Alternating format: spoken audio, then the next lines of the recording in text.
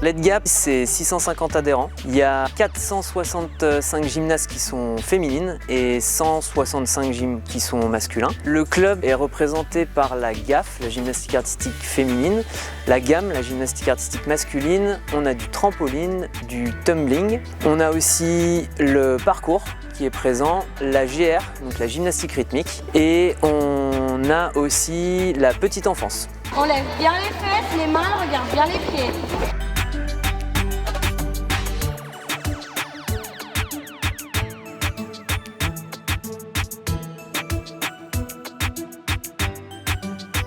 On a un complexe gigantesque qui nous permet de faire donc multidiscipline au niveau de la gym et qui nous permet d'accueillir un grand nombre d'adhérents. Et l'objectif est de se développer encore plus. Quand tu veux.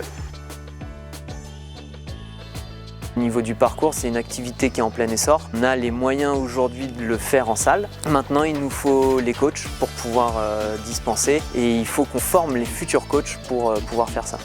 Oui, mieux. Ah, t'as vu? Quelle sert ma petite carpette?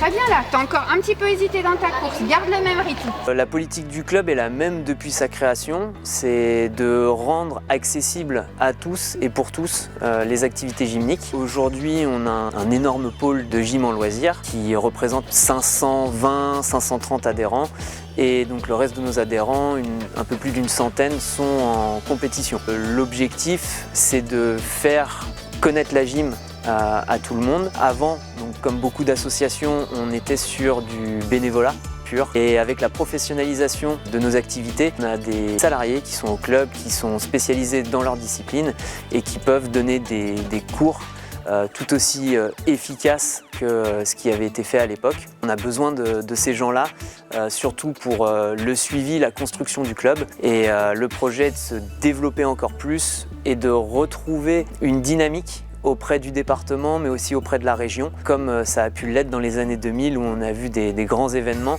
sans dire d'aller aussi loin, mais de redonner une visibilité pour la salle.